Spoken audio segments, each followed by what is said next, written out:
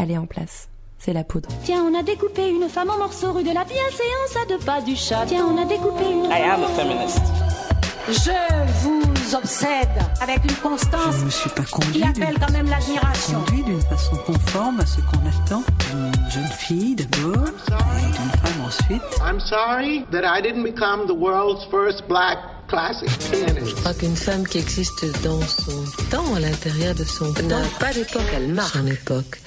Bienvenue dans La Poudre, une conversation intime, profonde, avec des femmes artistes, activistes, politiques, de toute génération, de toute opinion. Comment sont-elles devenues femmes ? Comment habitent-elles leur corps de femme ? Que pensent-elles ? Écrivent-elles ? Je suis Lorraine Bastide et aujourd'hui je reçois Leila Slimani. Moi, à mon niveau, je lutte par l'écriture. Mon arme, c'est la plume. Un jour, en juin dernier, dans ma boîte aux lettres, j'ai reçu un livre. C'était Chansons douces de Leila Slimani.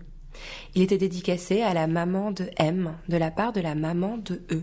Je ne donne que les initiales de nos enfants parce que je préfère les laisser en dehors de tout ça. Je ne connaissais pas bien Leila à l'époque. Je savais simplement que nos rejetons fréquentaient la même école et que quand je la croisais au goûter d'anniversaire, j'étais toujours un peu bouleversée par sa classe. Parce que moi, j'ai toujours ressenti une grande solitude de manière générale. Et puis j'ai lu le livre cet été et je l'ai détesté. Leila, pas le livre. J'ai détesté parce que j'aime pas qu'on manipule mes sentiments. C'est pour ça, par exemple, que je sors très souvent en colère du cinéma. Chansons douces m'a empêchée de dormir pendant presque un mois. J'aime bien être cruelle. En littérature, ça m'intéresse. Moi, j'aime bien les romans cruels. Tout à l'heure, vous allez entendre un extrait lu par Leila Slimani, les toutes premières pages. Chansons douces est un chef-d'œuvre couronné du prix Goncourt. C'est la première fois qu'on reçoit un prix Goncourt dans La Poudre et je trouve que ça le fait. Avec Leila Slimani, nous avons parlé de grandir au Maroc, des bobos et du mythe de l'instinct maternel. Leila Slimani, habituellement, dans La Poudre, on essaye d'être sur le temps long, de ne pas commenter l'actualité du jour pour se concentrer sur des choses intemporelles, sur ce qui reste, donc ce qui compte vraiment. Mais là, il m'est vraiment très difficile, face à vous, de ne pas parler d'actualité. Alors on va l'évacuer tout de suite. Vous venez de remporter le prix Goncourt avec votre second roman, Chansons douces. Et puis il y a quelques jours, un ancien Premier ministre a fait sa déclaration de candidature à la présidence de la République en citant votre nom. Comment allez-vous, Leila ? Je vais très bien. Effectivement, oui, l'actualité pour moi est assez chargée. Voilà, j'ai reçu le concours il y a 1 mois, donc c'est encore à la fois très frais et en même temps déjà presque loin, tellement il s'est passé de choses. Et puis, oui, effectivement, moi j'ai pris avec une forme d'amusement la citation que Manuel Valls, pour ne pas le nommer, a fait de moi, puisqu'il m'inclut quand même dans un groupe tellement prestigieux que pour moi ça en est intimidant et donc un peu drôle. Voilà, donc il a parlé du français, de la langue française, de la culture française et de Victor Hugo, de Rabelais et de cette Leila Slimani, voilà, nouvellement arrivée sur la scène littéraire. Vous êtes politique ? Oui, je suis politique dans le sens noble du terme, c'est-à-dire que je m'intéresse à comment on vit ensemble, je m'intéresse à comment on fait société. Je suis un animal politique, oui, voilà, au sens philosophique du terme, mais en revanche, je ne suis pas politicienne et je le suis de moins en moins. Quand j'étais à Sciences Po, je m'intéressais beaucoup aux histoires de partis, je lisais la presse, les petits trucs, vraiment, les petites manigances et tout, je m'y intéressais. Aujourd'hui, plus du tout. Vous êtes née à Rabat, vous avez grandi au Maroc. C'était comment de grandir là-bas ? C'était très bien. Enfin, moi, j'ai eu une enfance plutôt heureuse. J'ai grandi dans une ville qui, à la fois, est la capitale du pays, mais qui, en même temps, était à l'époque, surtout, une ville assez provinciale, petite ville, très calme, très tranquille. Et puis, le Maroc des années 90, c'était un Maroc particulier par rapport à aujourd'hui. C'était quand même encore le Maroc de Hassan II. Donc, c'était un Maroc très surveillé, avec un pouvoir très autoritaire, avec des médias aux ordres, enfin des médias très surveillés, la télévision, tout ça était très très réglementé. Et puis c'était une ville comme c'était la ville du palais, la ville des diplomates, des hommes politiques, des fonctionnaires. C'était aussi une ville, voilà, très calme, où les gens faisaient les choses plutôt chez eux, on s'affichait pas beaucoup, une ville très pudique. Donc voilà, moi j'ai grandi comme ça, donc plutôt à la maison avec mes amis, profiter beaucoup du du beau temps, de la nature, de mes grands-parents qui habitaient à la campagne, que j'allais beaucoup voir. Donc une enfance plutôt paisible et heureuse. Vous aviez conscience de ce contrôle exercé par le pouvoir quand vous étiez petite? Oui, j'en avais conscience. Enfin, adolescente, j'ai commencé à en avoir conscience, puisque on savait qu'il fallait faire attention quand on parlait, qu'il fallait pas parler dans des lieux publics. Je voyais très bien que mes parents, par exemple, voilà la façon dont se comportaient mes parents. Je savais que notre téléphone était écouté. Enfin, c'est des choses qu'on savait, quoi. On savait que quand on allait dans un café, la moitié des gens du café étaient des indices de la police. On savait très bien, par exemple, on ne lisait pas les journaux parce que les journaux étaient illisibles. C'était vraiment n'importe quoi. Donc c'était la Pravda. On lisait pas ce genre de journaux. Mais nous, si vous voulez, on était plutôt à l'extérieur de ça. Donc ça nous faisait, c'est pas que ça nous faisait rire, mais bon, on était assez ironique sur cette situation. On savait très bien que les gens, enfin, ce qu'il advenait des opposants, etc. Il y a l'affaire Oufkir venait de se dérouler, donc on a connu, voilà, la fin du règne. Et puis ensuite, ça s'est un petit peu amélioré à partir du moment où j'étais au lycée, 98, il y a eu une alternance, donc on sentait que le Maroc, ça y est, commençait à s'ouvrir. Et puis il y a eu la mort de Hassan II quand moi je suis arrivée en France. C'était quel genre de parents, vos parents? Comment ils vous parlaient quand vous étiez petite? Sur quel ton, sur quel mode? Ils nous parlaient comme à j'allais dire comme à des adultes, mais pas comme à des adultes, mais comme à des êtres intelligents, doués de bon sens, doués de raison. Voilà, ils ne nous parlaient jamais comme à des bébés, jamais comme à... comme à des êtres dans une forme d'infériorité intellectuelle ou d'irresponsabilité. Donc ils nous parlaient toujours plutôt pour nous tirer vers le haut. Ils étaient très exigeants sur le plan intellectuel. Ils aimaient pas qu'on se comporte ou qu'on parle comme des idiotes ou comme des imbéciles. Voilà, donc ils étaient exigeants sur ce plan-là. Et puis ils transmettaient beaucoup, ils parlaient beaucoup avec nous. On pouvait beaucoup débattre. Les dîners c'était toujours très très animé. On parlait énormément. Je sais que j'avais beaucoup d'amis. Au Maroc, c'est pas très courant encore. Les enfants sont souvent, surtout dans certains milieux, encore assez séparés des parents, ne dînent pas forcément avec eux. Et puis il y a beaucoup beaucoup de respect pour les parents, les grands-parents, les anciens de manière générale, ce qui fait que on ne partage pas beaucoup de choses, enfin notamment sur sa vie privée, alors que mes parents c'était vraiment l'inverse. Et du coup mes copains et mes copines adoraient venir à la maison parce que ça les faisait rire, et puis ils trouvaient ça étonnant que nous on puisse parler de tout, qu'on puisse dire à mon père mais non, on n'est pas du tout d'accord avec toi, ce que tu dis c'est n'importe quoi.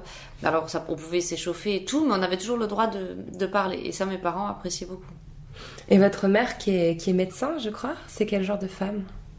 Ma mère, c'est une femme très indépendante, très battante, très ambitieuse aussi. Elle travaillait beaucoup, beaucoup quand on était petite. Moi, je me souviens qu'elle partait très tôt le matin, qu'elle rentrait très tard le soir.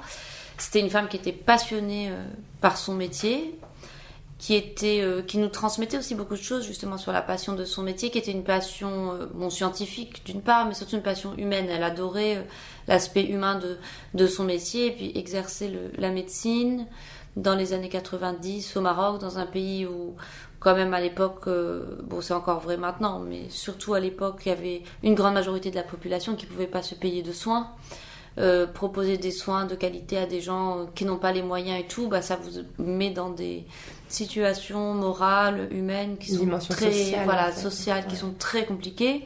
Et ma mère, elle avait vraiment à cœur de nous transmettre ça, de nous raconter le soir. Voilà, aujourd'hui, j'ai vu une jeune fille de 16 ans dont les parents n'ont pas les moyens de payer la chimiothérapie, à moins de prendre un crédit, etc. Et puis la jeune fille a dit non, moi je ne veux pas que mes parents s'endettent, donc je me laisse mourir. Quand votre mère vous raconte ça et que vous avez 12-13 ans, vous vous rendez compte de certaines choses. Ma mère, elle soignait les enfants des rues, qui sont les enfants ou les femmes battues, parce que ma mère est ORL, donc les gens qui perdaient l'ouïe suite à des violences. Vraiment des histoires terribles. Et ça m'a beaucoup, beaucoup, beaucoup influencée. Elle avait une vision très humaniste, très noble. Et engagée. De son métier, très engagée. Et puis ma mère, c'est vraiment quelqu'un... qui était et qui est toujours vraiment très très aimé, c'est-à-dire que c'est quelqu'un, quand vous vous baladez avec elle dans la rue, il y a énormément de gens qui viennent, qui l'embrassent. Au Maroc ça se fait beaucoup, on embrasse la main ou on embrasse l'épaule des gens qui font le bien, donc elle avait cette réputation d'être quelqu'un qui soignait gratuitement, surtout les enfants, et donc j'étais très admirative de ma mère. Quelle pression d'avoir une femme comme ça. Quelle pression, mais en même temps c'est aussi, ça vous donne des ailes, parce que Moi, je ressens je suis pas quelqu'un qui ressent beaucoup de pression en général. J'essaye de voir les choses de manière inverse, en me disant au contraire, j'ai eu la chance d'avoir un modèle tellement extraordinaire, ça ne peut que me pousser. Je pense que c'est plus dur d'avoir au contraire, je sais pas moi, une mère dépressive qui est toute la journée à la maison en train de fumer des clopes et de boire et de se plaindre et de dire que sa vie est fichue. Je trouve que là, à la limite, c'est une pression qui est pire parce qu'on ne sait pas où aller. Moi, ma mère, elle m'avait déjà ouvert tellement de voies sur le plan moral, sur le plan intellectuel, sur le plan humain. Donc au contraire, j'avais pas la pression, j'avais qu'à suivre d'une certaine façon ce que j'avais toujours regardé. Je trouve que c'est une chance d'avoir des parents dont on peut suivre l'exemple. Vous êtes devenue femme ou vous l'êtes de naissance ? Non, je crois que je le suis devenue. Je suis née fille, j'étais une fille, ça c'est sûr que j'étais une fille, et quand je dis ça, je le dis dans le sens fort où j'étais pas un garçon, quoi, j'étais une fille.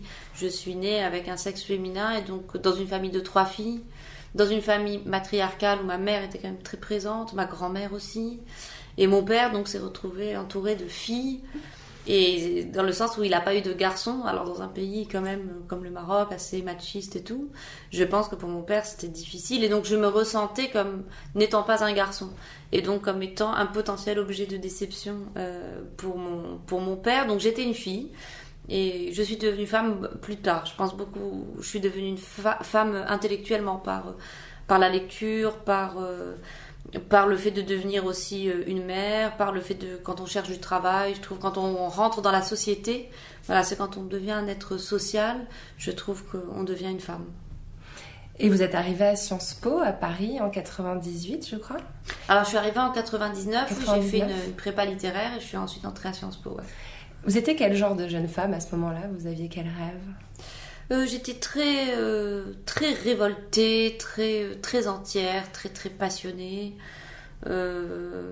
assez fêtarde, j'aimais bien prendre des risques, j'avais pas peur de grand chose, à la fois très sociable, enfin je me faisais beaucoup d'amis, mais en même temps j'ai toujours regardé quelque chose de très solitaire dans ma personnalité, enfin un plaisir à être aussi seule, à me promener seule, à faire mes trucs. Et puis j'avais des grands rêves que je formulais pas forcément, mais j'avais de grands rêves et j'avais vachement confiance d'une certaine façon dans mon étoile ou dans mon destin. Je savais que si je suivais mon instinct et que si je travaillais beaucoup, parce que j'ai toujours été quand même quelqu'un de très rigoureux, j'ai toujours beaucoup cru dans le travail, je croyais dans mon étoile et je croyais qu'il se passerait des choses. Croyez en votre destin. Ouais, d'une certaine façon, j'ai toujours cru dans mon destin, ou j'ai toujours cru que j'avais quelque chose à faire. Et c'est sans doute lié aussi à mon éducation, à mes parents qui m'ont toujours dit oui, si t'en as envie, si t'y crois vraiment, tu peux y arriver. Donc j'ai jamais écouté ceux qui me disaient ouais, n'importe quoi, c'est pas possible, ou tes rêves sont trop grands, ou sont pas adaptés, ou c'est pas comme ça. J'ai suivi ce dont j'avais envie, j'ai suivi mon chemin. Et vous devenez journaliste. Voilà, exactement. Je deviens journaliste. Donc après, quand même pas mal de changements, parce qu'en sortant de Sciences Po, au début, je pensais faire de la politique internationale. Moi, j'étais fascinée à l'époque, alors ça paraît bizarre de dire ça aujourd'hui, mais par l'Europe. Moi, je trouvais que c'était un grand rêve, un très beau rêve. J'ai connu ce rêve-là, voilà. La même génération. Exactement, un truc merveilleux. Alors aujourd'hui, ça nous paraît complètement fou, mais en 2002, 2004, en sortant de Sciences Po, je me dis, ça va être l'avenir, ça va être extraordinaire, devenir fonctionnaire international, ce serait superbe et tout. Et puis, c'est l'année où je sors de Sciences Po, c'est l'année où mon père meurt. Donc je rentre au Maroc pendant quelques temps pour gérer des affaires avec ma mère, et puis finalement je rencontre une jeune réalisatrice marocaine. C'est le moment au Maroc où on parle de la Naïda, qui est l'équivalent de la Movida. C'est-à-dire après l'accession au pouvoir de Mohamed VI, il y a une explosion de liberté, de créativité, de culture chez la jeunesse, beaucoup de jeunes réalisateurs qui se mettent à faire des films, des gens qui montent des groupes de musique et tout. Et donc, je décide de profiter aussi de ce moment exceptionnel. Donc, je reste un peu au Maroc et je tourne un film. Et puis je m'inscris au cours Florent à Paris, et pendant 2 ans, voilà, je fais du théâtre. Comme j'avais quand même étudié pendant longtemps et tout, je me suis accordé cette pause bien méritée. Donc voilà, pendant 2 ans, j'ai fait plutôt des choses artistiques et c'était vachement bien. Et puis il a fallu quand même trouver un boulot. Et effectivement, je suis devenue journaliste, je suis entrée chez Jeune Afrique. C'est un métier qui vous a un peu déçu ? C'est pas que c'est un métier qui m'a déçue, c'est-à-dire que je me suis rendu compte assez vite que si je voulais faire ce métier comme je l'imaginais, c'est-à-dire, moi je vois toujours les choses de manière très intense, très entière. Si je deviens journaliste, il faut que je sois la meilleure journaliste et que je fasse les choses au mieux. J'ai très vite compris que je ne pourrais pas, que je n'y arriverais pas. Et donc c'est pas que c'est le métier qui m'a déçue, c'est plutôt que je me suis déçue dans ce métier. Je me suis rendu compte que je n'avais pas les qualités qu'il fallait pour être le grand reporter, voilà, tel qu'on l'imagine, celui qui a le prix Albert Londres, celui qui va aller sur tous les terrains de conflit, etc. Parce que c'est un métier très très dur. C'est un métier dur physiquement, dur moralement. C'est un métier très très chronophage, c'est-à-dire que quand il y a une actualité très présente et tout, vous n'avez plus de vie. On laisse tout tomber. Voilà, il faut tout laisser tomber, il faut y aller et tout, et que moi j'étais pas totalement prête à ce sacrifice. Et que quand j'ai eu mon fils, je me suis très vite rendu compte que je pouvais plus passer 3 semaines par mois en Afrique, au Maghreb, etc. Et que voilà, c'était pas fait pour moi. Et je voyais aussi quand même dans les rédactions, il faut quand même être conscient que les gens qui ont fait 40 ans de reportage, 40 ans de journalisme, c'est souvent des gens qui sont très épuisés, qui ont eu des vies de famille chaotiques et tout. Et que moi, ça comptait quand même beaucoup pour moi de construire aussi une vie de famille stable et épanouissante qui me permettrait après de m'épanouir dans mon métier. Je vous posais la question parce que le personnage de votre premier roman, Dans le jardin de l'ogre, Adèle, est journaliste. Et son métier lui apporte pas l'exaltation dans tes rêves, quoi. C'était ça qui vous manquait, l'exaltation? Alors Adèle, elle est encore excessive parce que Adèle, elle a la particularité d'être extrêmement paresseuse. Ouais. Adèle, voilà, elle est très passive, très paresseuse. Moi, je trouvais ça intéressant justement de créer un personnage féminin comme ça parce que je trouvais que finalement, ce qu'il y avait de plus subversif chez elle, c'était pas tellement sa sexualité. C'était sa passivité. C'est le fait qu'en fait, elle s'en fout de presque tout. Et que voilà, elle se laisse porter. Et qu'aujourd'hui, chez une femme, c'est très mal vu. Aujourd'hui, les femmes, elles doivent être battantes, elles doivent prendre les choses en main. Et que les femmes passives, on regarde ça d'une certaine façon, voilà, comme un peu des ratées, des loseuses. Je trouve qu'il y a un regard très dur sur la passivité féminine qu'on n'aurait pas avec un homme. On serait peut-être plus indulgent. Les femmes, aujourd'hui, on est très exigeants. On trouverait bon vivant, on trouverait bon vivant, ou alors on dirait il se pose des questions, voilà, il a de la profondeur, il est chez une femme aujourd'hui, je trouve ça beaucoup plus difficile. On est évidemment dans une période où la féminité, la place de la femme, elle est en pleine redéfinition, et je trouvais intéressant de mettre en scène un personnage comme ça, très passif, très paresseux, et qui trouve pas d'épanouissement dans son métier. Elle est passive, elle est paresseuse, mais c'est quand même aussi une sorte d'une addict au sexe. Hein. Oui, bien sûr. C'est une salope. Oui, dans le langage et dans le regard de beaucoup de gens, c'est une salope, mais c'est surtout une femme très très malheureuse. Enfin, c'est une femme extrêmement seule. C'est une femme qui cherche quelque chose. Elle ressent un vide immense en elle. Elle ressent évidemment de manière très aiguë cette solitude. Et elle cherche à combler ce vide. Elle cherche à trouver un sens, mais elle n'a aucune idée de ce qui pourrait le remplir. Elle a aucune idée de vers où elle va. Elle est dans un vertige continuel. Et puis la sexualité est devenue finalement cet objet d'addiction qui l'entraîne de situation en situation, mais en réalité elle n'a plus aucune maîtrise de ce qu'elle fait. Elle subit complètement, ça lui apporte aucune satisfaction. Elle est même pas véritablement dans une forme de séduction, elle est plutôt dans une forme de consommation, quoi, de l'objet sexuel, et puis dès que c'est consommé, voilà, il faut passer de nouveau à autre chose. Quand vous écrivez ce livre, vous avez déjà 32, 33 ans? Ouais. C'est tard pour un premier roman. Qu'est-ce qui fait qu'un jour on se dit je suis écrivain? C'est tard et en même temps c'est pas tard parce que c'est la moyenne du premier roman. La plupart des premiers romans sont écrits vers cet âge-là et vers 32 ans. Alors quand on regarde, c'est marrant, cet âge 32 ans est vraiment assez très très présent dans les premiers romans.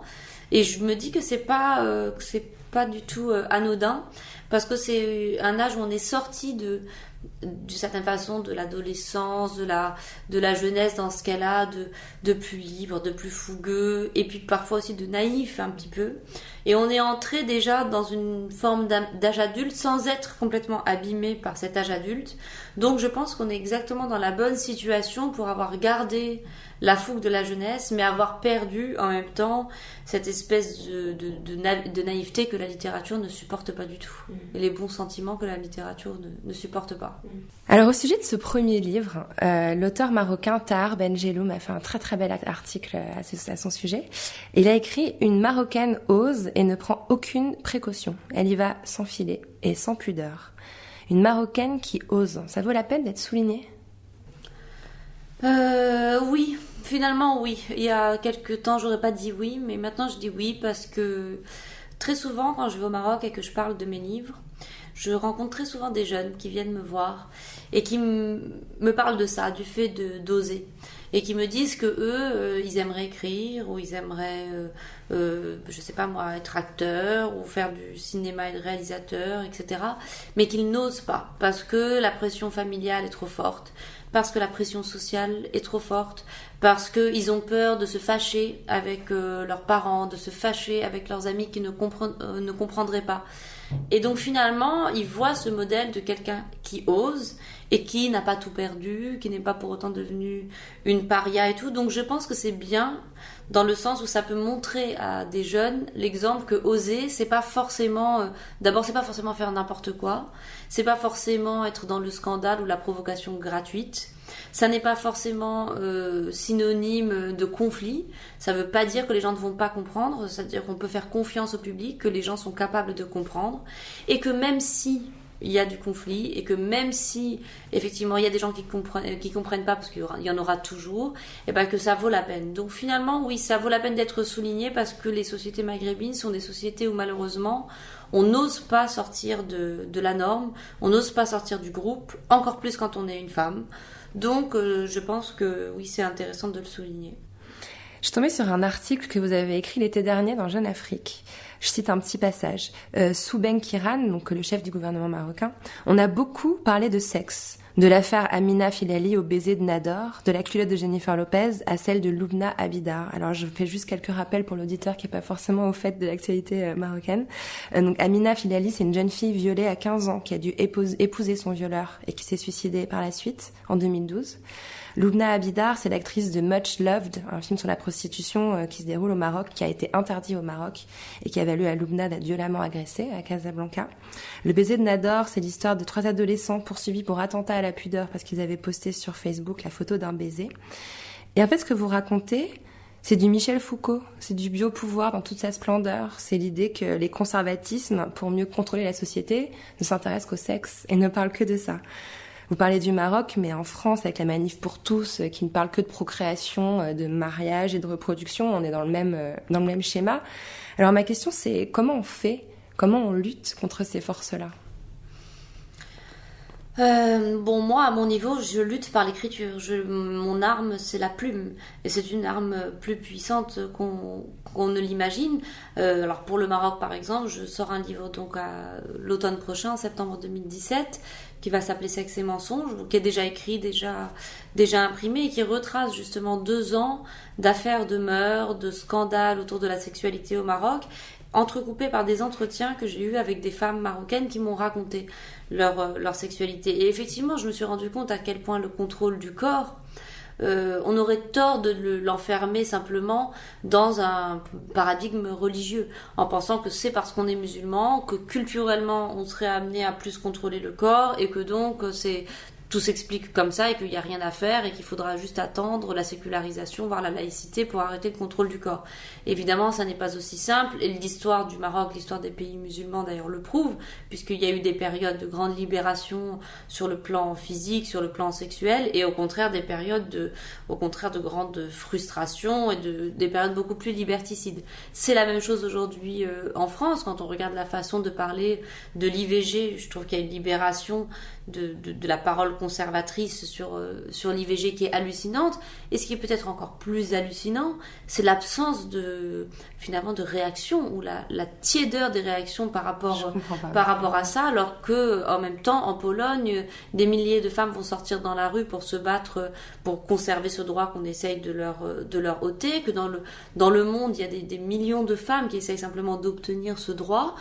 Je crois qu'aujourd'hui, on a l'impression qu'on a une vision assez bourgeoise du féminisme, de notre féminité, mais c'est pas grave, ça ils pourront jamais y toucher, c'est à nous, c'est comme ça. Moi, je crois pas. On verra. Moi, je suis beaucoup plus inquiète que ça, et je pense que, de manière générale, en période de crise, on va toujours toucher les plus faibles, les plus fragiles. En général, on s'attaque aux minorités, on s'attaque aux femmes, on s'attaque aux immigrés. Et les femmes feraient bien d'être un petit peu plus vigilantes sur leurs droits, parce que, bon, effectivement, quand on habite dans le centre de Paris ou dans le centre des grandes villes, on est un peu plus protégé, mais déjà qu'elles sachent que, par exemple, se faire avorter dans une banlieue ou dans une petite ville de province, c'est un parcours du combattant, c'est extrêmement, extrêmement difficile, et beaucoup de gens font en sorte que ça le soit de plus en plus. Donc, je pense qu'il faudrait ouvrir les yeux sur cette situation. Moi aussi. Voilà. Alors, on arrive à Chanson douce.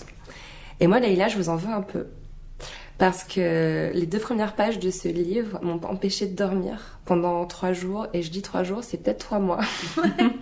Alors, est-ce que vous êtes d'accord pour les lire, ces 2 premières pages? Ce ne sera pas un spoiler, c'est le début du livre de toute façon. Bien sûr. Alors, bon, je les connais presque par cœur. On vous demande souvent de les lire, j'imagine. Non, mais c'est surtout que je les ai beaucoup relus pour moi en travaillant. Alors, le bébé est mort. Il a suffi de quelques secondes. Le médecin a assuré qu'il n'avait pas souffert. On l'a couché dans une housse grise et on a fait glisser la fermeture éclair sur le corps désarticulé qui flottait au milieu des jouets. La petite, elle, était encore vivante quand les secours sont arrivés. Elle s'est battue comme un fauve. On a retrouvé des traces de lutte, des morceaux de peau sous ses ongles mous. Dans l'ambulance qui l'a transportée à l'hôpital, elle était agitée, secouée de convulsions. Les yeux exorbités, elle semblait chercher de l'air. Sa gorge s'était emplie de sang, ses poumons étaient perforés, et sa tête avait violemment heurté la commode bleue. On a photographié la scène de crime. La police a relevé des empreintes et mesuré la superficie de la salle de bain et de la chambre d'enfant. Au sol, le tapis de princesse était imbibé de sang. La table allongée était à moitié renversée, les jouets ont été emportés dans des sacs transparents et mis sous scellés. Même la commode bleue servira au procès. La mère était en état de choc. C'est ce qu'ont dit les pompiers, ce qu'ont répété les policiers, ce qu'ont écrit les journalistes. En entrant dans la chambre où gisaient ses enfants, elle a poussé un cri des profondeurs, un hurlement de louve. Les murs en ont tremblé. La nuit s'est abattue sur cette journée de mai. Elle a vomi, et la police l'a découverte ainsi, ses vêtements souillés, accroupie dans la chambre, hoquetant comme une forcenée. Elle a hurlé, à s'en déchirer les poumons. L'ambulancier a fait un signe discret de la tête, ils l'ont relevée malgré sa résistance, ses coups de pied. Ils l'ont soulevée lentement, et la jeune interne du SAMU lui a administré un calmant. C'était son 1er mois de stage. L'autre aussi, il a fallu la sauver, avec autant de professionnalisme, avec objectivité. Elle n'a pas su mourir. La mort, elle n'a su que la donner. Elle s'est sectionné les 2 poignets et s'est planté le couteau dans la gorge.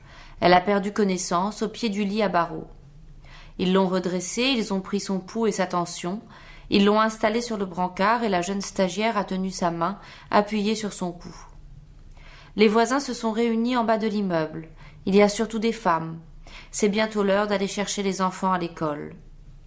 Elles regardent l'ambulance, les yeux gonflés de larmes, elles pleurent et elles veulent savoir. Elles se mettent sur la pointe des pieds, essaient de distinguer ce qui se passe derrière le cordon de police à l'intérieur de l'ambulance qui démarre toute sirène hurlante. Elles se murmurent des informations à l'oreille. Déjà la rumeur court, il est arrivé malheur aux enfants. C'est un bel immeuble de la rue d'Hauteville, dans le 10e arrondissement. Un immeuble où les voisins s'adressent sans se connaître, des bonjours chaleureux. L'appartement des Massé se trouve au 5e étage. C'est le plus petit appartement de la résidence. Paul et Myriam ont fait monter une cloison au milieu du salon à la naissance de leur second enfant. Ils dorment dans une pièce exiguë entre la cuisine et la fenêtre qui donne sur la rue. Myriam aime les meubles chinés et les tapis berbères. Au mur, elle a accroché des estampes japonaises. Aujourd'hui, elle est rentrée plus tôt. Elle a écourté une réunion et reporté à demain l'étude d'un dossier. Assise sur le strapontin dans la rame de la ligne 7, elle se disait qu'elle ferait une surprise aux enfants. En arrivant, elle s'est arrêtée à la boulangerie et elle a acheté une baguette, un dessert pour les petits et un cake à l'orange pour la nounou. C'est son favori. Elle pensait les emmener au manège, ils iraient ensemble faire les courses pour le dîner. Mila réclamerait un jouet. Adam sucerait un quignon de pain dans sa poussette. Adam est mort. Mila va succomber. J'ai des frissons partout, j'ai les larmes aux yeux. Merci Leïla. Je vais vous verser un petit thé si vous voulez. Merci beaucoup. Qui se trouve infusé. Pour se remettre dans cette émotion. Merci. Parce que c'est fort quand même. Ouais. Alors donc, Chanson douce commence par le récit d'un infanticide. On a eu la femme sans limite sexuelle, maintenant on a l'enfant tué. Est-ce que c'est un plaisir pour vous de transgresser ? Non, parce que quand j'écris, j'y pense pas. Je pense pas à la transgression. La transgression, je m'en rends compte après, par la lecture que les gens en font. Quand on est plongé dans un livre, dans une écriture, on se rend pas du tout compte. En fait, moi, le moment où je me mets à ma table de travail, déjà, toutes les limites sont tombées. C'est vraiment un lieu de liberté qui est tellement immense, tellement large, que de fait la transgression n'existe pas, puisque on arrive dans un espace de liberté. On arrive dans un espace où il n'est plus question de subversion, de limite, de morale, de bienséance. Il n'est pas question de plaire ou de ne pas plaire. Il est juste question de raconter exactement l'histoire qu'on a envie de raconter et d'aller aussi loin que possible dans le récit qu'on en fait. Moi, j'aime beaucoup cette phrase de Sartre qui dit l'écrivain, c'est un homme libre qui parle à des hommes libres.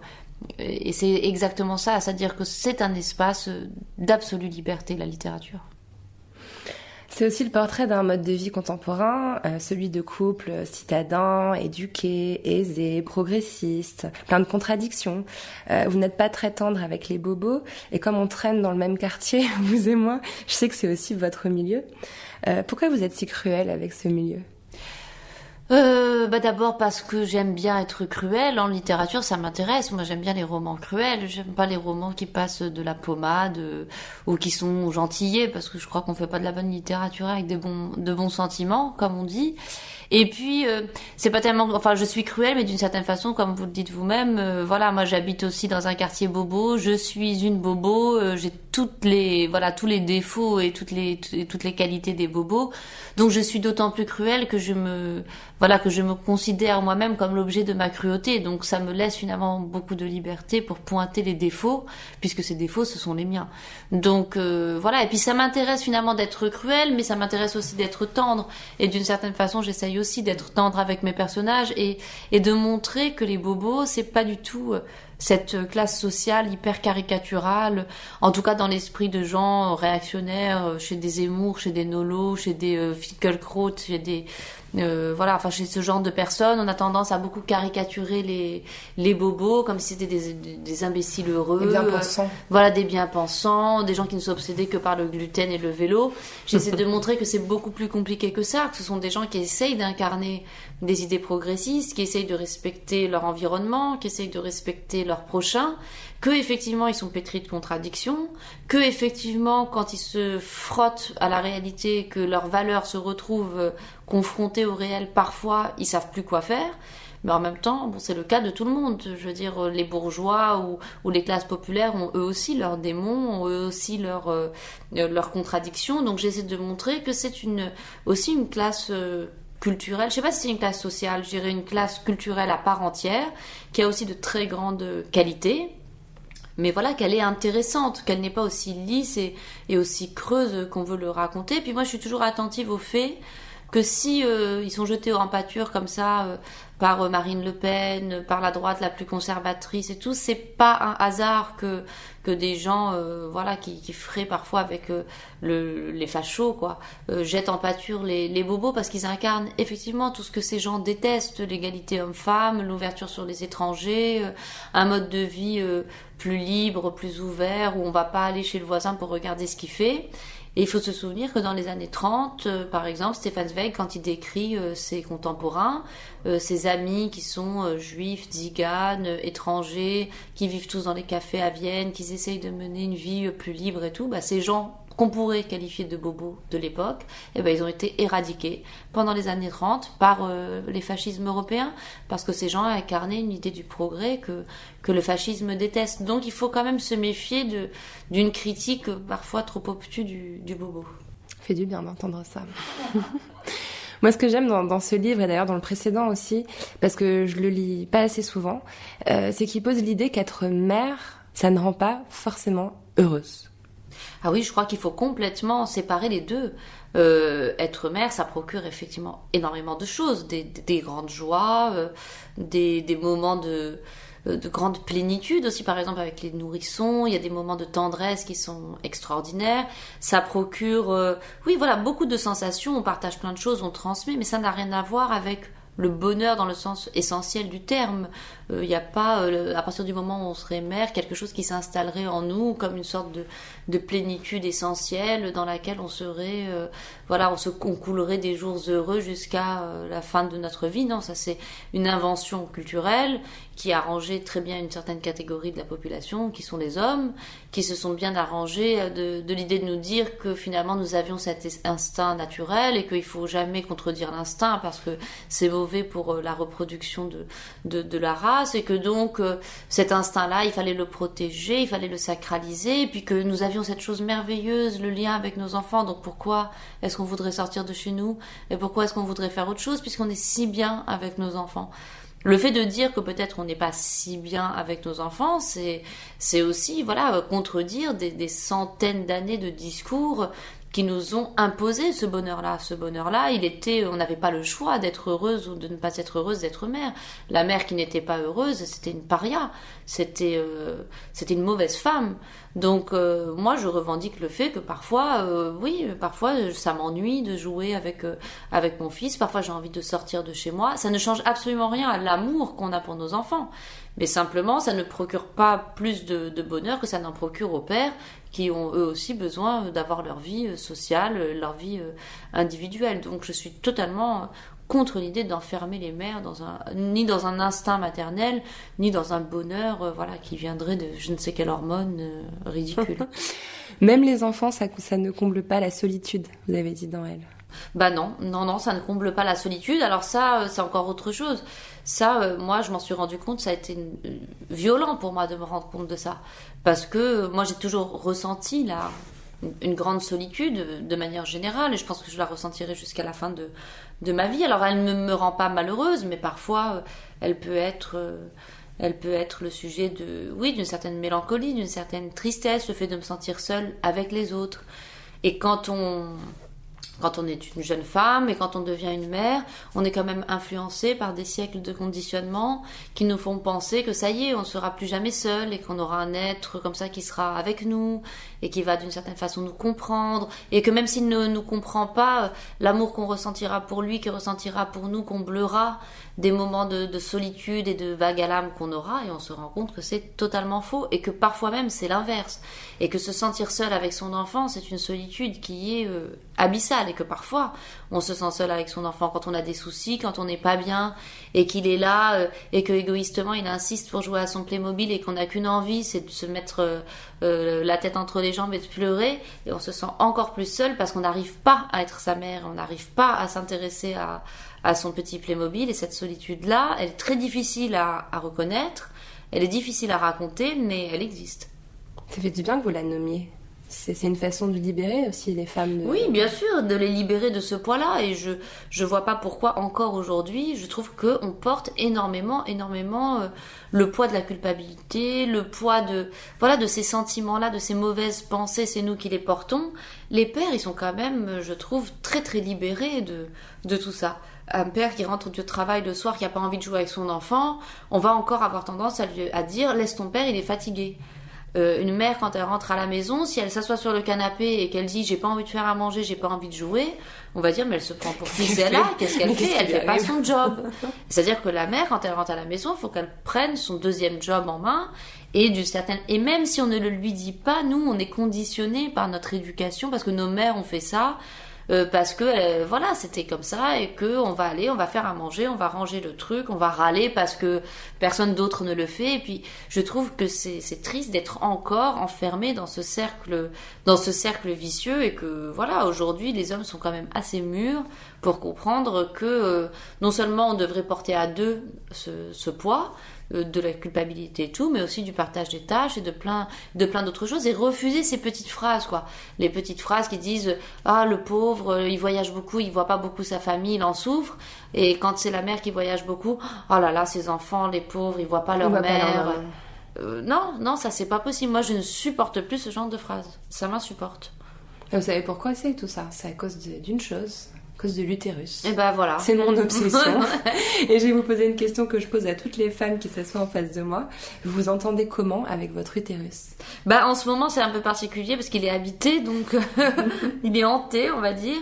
Donc en ce moment, c'est une période... je m'entends assez bien avec mon utérus parce qu'il est vivant et que finalement, il est dans la période la plus belle. C'est-à-dire que c'est assez bizarre de porter quelque chose en soi qui est censé servir à quelque chose et qui pendant la plupart du temps de votre vie ne sert à rien, c'est-à-dire que son utilité de base qui est de porter un enfant, la plupart du temps, heureusement, bon, à part il y a encore 100 ans les femmes faisaient 16 enfants, donc ça servait tout le temps à quelque chose, mais la plupart du temps ne sert à rien, donc finalement on l'oublie et on ne supporte pas d'y être ramené culturellement, d'y être ramené socialement, alors même que finalement on n'est pas continuellement dans l'utilisation de ça. Là aujourd'hui, je suis enceinte et c'est vrai que quand on est enceinte, on a une vision assez différente. D'un coup, cette magie quand même d'être capable de créer un être, quoi. Le fait de se dire, dans mon corps là, il y a 2 cœurs, il y a 4 poumons, il y a 4 reins. Moi, cette magie-là, elle continue à me fasciner. Je trouve ça absolument extraordinaire. Alors, c'est une fascination qui est pas liée à mon genre, qui est liée à la biologie, mais que je trouve absolument extraordinaire. Donc en ce moment, je suis assez admirative de mon utérus. Ça doit être ce qu'il est capable de faire. Certainement les hormones qui font ça. Je pense. Alors, pour en revenir à Chanson douce, il y a aussi une critique sociale très forte dans ce livre. Vous parlez de la réalité de la nounou, qui sont des femmes souvent issues de l'immigration, mais pas Louise. Pas la nounou de votre roman. Dans votre roman, la mère ne veut pas d'une nounou qui parlerait arabe à ses enfants. Est-ce que c'est une question que vous vous êtes posée, vous, votre rapport à la personne qui garde vos enfants, votre enfant? Bien sûr, je pense que toutes les mères et tous les pères, tous les gens qui engagent quelqu'un pour s'occuper de leurs enfants, se posent des milliards de questions. Quels doivent être mes critères? Comment je vais la choisir? Comment je dois me comporter? Est-ce que je dois être familière et familiale d'une certaine façon? Est-ce que je dois au contraire être très professionnelle, voire froide? C'est une question extrêmement compliquée, et d'autant plus pour revenir à ce qu'on disait tout à l'heure, d'autant plus pour des bobos, c'est-à-dire des gens qui veulent bien faire, qui sont pas des bourgeois qui ont déjà des codes, de la domesticité. La domestique, elle est comme ça, elle se comporte comme ça, je la paye et puis basta. Là, on essaye de faire bien, de se comporter d'une bonne manière. Donc, bien sûr, je me suis posé énormément de questions, moi aussi. Et la réponse que j'ai, c'est qu'on ne sait jamais ce que c'est que de bien faire. C'est impossible de faire tout le temps bien. On essaye tout le temps, mais finalement, c'est un peu la même chose que la relation avec ses enfants. On sait qu'on fera des erreurs.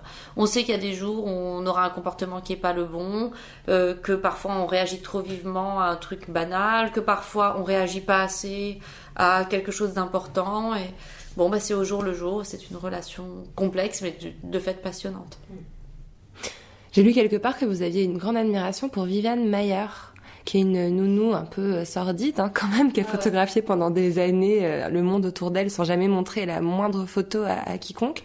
Qu'est-ce qui vous attire chez elle? Qu'est-ce qui vous plaît? C'est ça, justement, c'est le secret. Moi, j'adore les personnages comme ça, très très secrets. Je trouve que c'est une femme absolument fascinante, qui avait un physique déjà fascinant, très grande, vraiment un drôle de physique. Puis cette femme qui part avec des familles, qui s'occupe des enfants pendant des années. Les enfants sont restés très très attachés à elle. Quand elle est morte, c'est eux qui se sont occupés justement de l'héritage des photos, etc. Et puis cette femme vivait dans une espèce de chambre de bonne dans la maison, tout au-dessus.